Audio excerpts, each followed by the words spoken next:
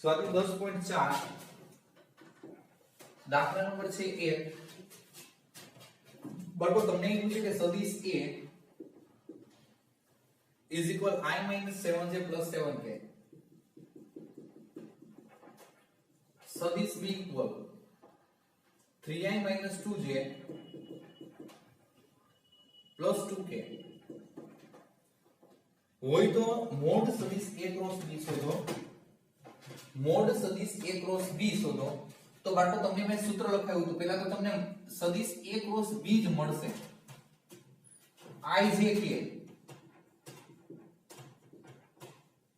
બરોબર હવે 1 minus 7 plus 7 1 minus 7 plus 7 3 minus 2 plus 2 હવે આપણે જોઈએ કે I 7 નું 14 એટલે -14 7 નું 14 plus 14 minus j જો ડિસાઇડ નું સોલ્યુશન કરીએ છે 2 minus 7 * 21 plus k minus 2 7 * 21 minus minus plus 21 આ 0 બાળકો માઈનસ આપણે જોઈએ કે minus 19 થશે minus minus plus 19 અને આપણે જોઈએ કે 21 માંથી 2 એટલે plus 19 k અને I હવે આનો મોડ લ્યો કે mode A cross mode B તમને ખબર છે કે મોડ લેવો હોય તો અંડર રૂટ માં a1 square a2 square a3 square એટલે 0 19 નો વર્ગ 19 નો વર્ગ એટલે અહીંયા આપણે જોઈએ કે 2 વખત 19 નો વર્ગ છે અંડર રૂટ માં 2 ગુણ્યા 19 નો વર્ગ હવે અહીંયા આ 19 નો વર્ગ છે એ વર્ગમૂળની બહાર કાઢી શકો એટલે 19 √2 આ આન્સર આવશે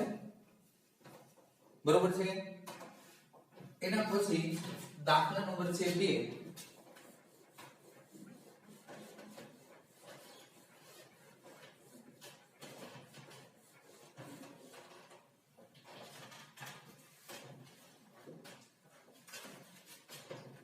નંબર 2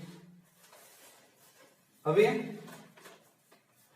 કે સદિશ A આપ્યો છે IMP દાખલો પાડો 3i + 2j + 2k આ B I + 2j - 2k હોય તો A + B અને A - B ને લંબ એકમ સદિશ શોધો આ બે ને લંબ હોય ને એવો એકમ સદિશ શોધવાનો છે આ બે ને લંબ હોય ને એવો એકમ સદિશ તો પેલા આપણે જોયું કે A + B સદિશ A ને સદિશ B વિશે આપણે માંગ્યું છે તો આપણે જોઈએ કે અહીંયા આપણે કહી શકીએ કે જો તમે અદિશ ઘટકો લઈ લો તો યાદ છે બાળકો અદિશ ઘટકો લઈ તો સરળ પડી જશે તો આપણે એમ કહીએ કે સદિશ A 3 2 આ 2 1 2 -2 જો અદિશ ઘટકો લઈને કરું છું તો આપણે જે કાઈ એમ કહી શકીએ કે 3 2 આ 2 પ્લસ 1 2 -2 તો તમે જોઈ શકો 2 + 1 એટલે 2 પ્લસ એટલે સોરી 3 + 1 આ 4 2 + 2 4 અને 2 - 2 = 0 પછી એ જ રીતે સદિશ A - સદિશ B 3 2 2 -1 2 -2 3 - 1 આ 2 2 - 2 0 2 +4 રેડી હવે બાળકો આપણે જોઈએ કે આ બેને લંબ એકમ સદિશ જોઈએ છે લંબ એકમ સદિશ તો એના માટે આપણે જોઈએ કે આપણી પાસે છે સૂત્ર ધારો કે સદિશ A અને B ને સદિશ A અને સદિશ B ને લંબ એકમ સદિશ તો એનું સૂત્ર મેં તમને લખાવ્યું હતું પ્લસ ઓર માઈનસ સદિશ A ક્રોસ સદિશ B અપોન મોડ સદિશ A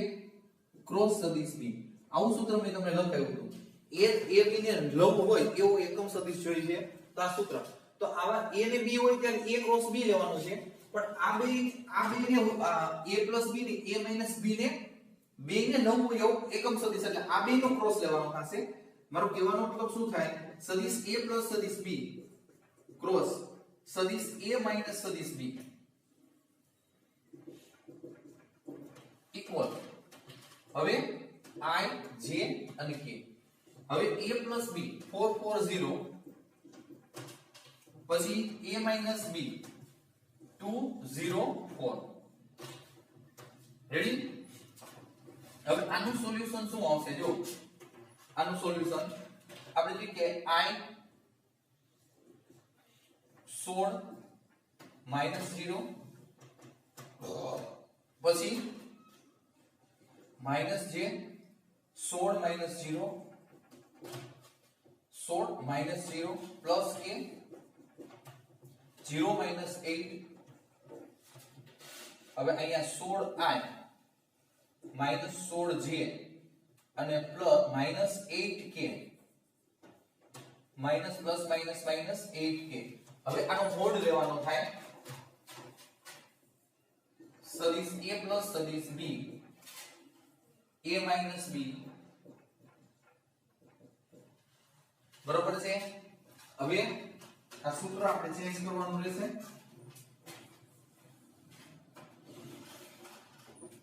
આપણે જોઈએ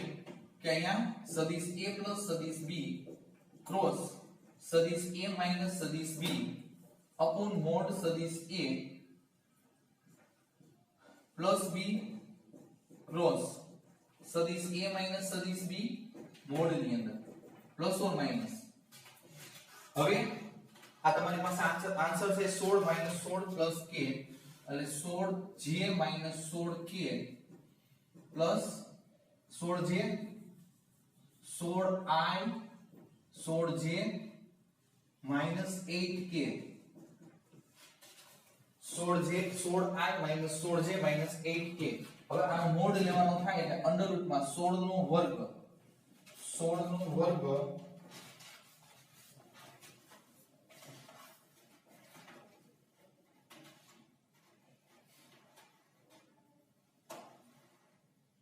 $256 અને અહીંયા 16 નો વર્ગ ફરી પાછું 256 અને 8 નો વર્ગ 64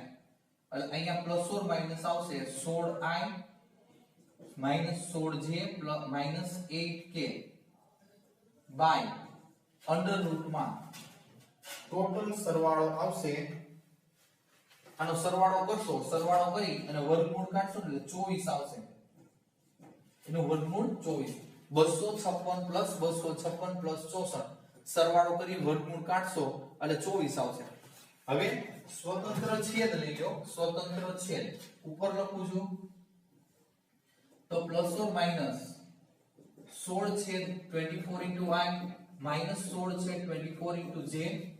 અને માઈનસ 8k છેદ માં 24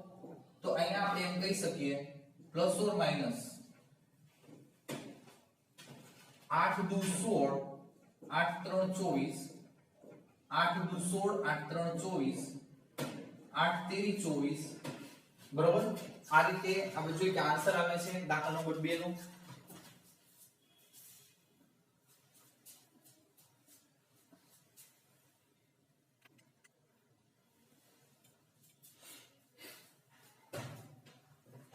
દાખલા નંબર છે 3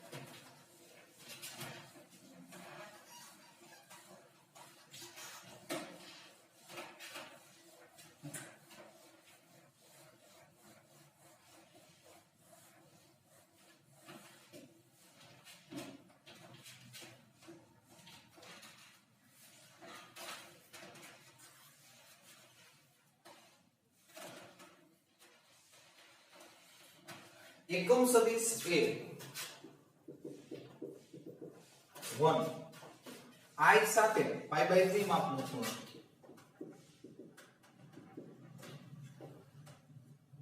j સાથે π/4 અને k સાથે θ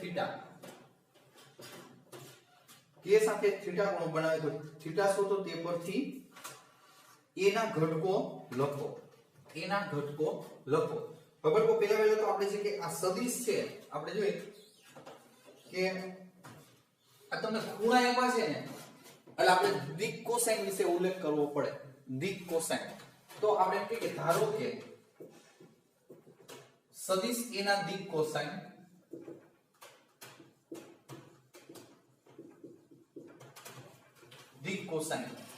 L M અને N છે, બરોબર છે? L M અને N છે. હવે L is equal cos theta, theta is equal pi by 3 1 by 2, પછી M cos pi by 4 is equal 1 upon root 2 અને N તો આપણે જોઈએ કે cos theta જો L એટલે આ પેલો ખૂણો L M N છે, પેલો ખૂણો pi by 3 cos દિક કોસાઇન એટલે L M N, તો L ની કિંમત cos theta એટલે theta હોય I સાથેનો લેવાનો, પછી M હોય એનો theta J સાથેનો અને N હોય એનો theta આપણે જોઈએ કે K સાથેનો લેવાનો થાય. હવે આ ખાસ નિત્યસમ છે, સદિશનો નિત્યસમ L² + M² + N² = 1. તો બાળકો અહીંયા L 1/2 એટલે 1/4 વર્ગ કરશો એટલે પ્લસ અહીંયા વર્ગ કરશો એટલે 1/2 પ્લસ અહીંયા આવશે cos² θ = 1. આ બે ઓલી સાઈડ therefore cos² θ = 1 - 1/4 - 1/2/4 લસા લઈ લઈએ આપણે, તો અહીંયા 4 - 1 - 2 તો બાળકો 4 - 3 થશે.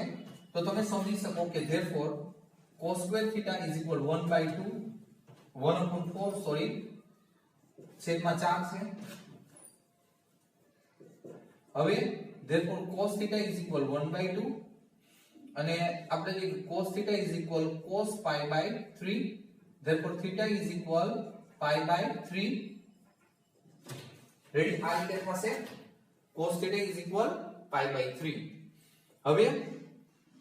આપણે જોઈએ કે સદિશ a છે એના વિશે કેવું હોય, સદિશ a લખતા ભૂલાય છે, તો અહીંયા આપણે જોઈએ કે સદિશ a આપણે જોઈએ કે આ દિક કોસાઇન છે એ સહગુણક બને ij ના, તો L I પ્લસ આપણે J M J અને પ્લસ N K. હવે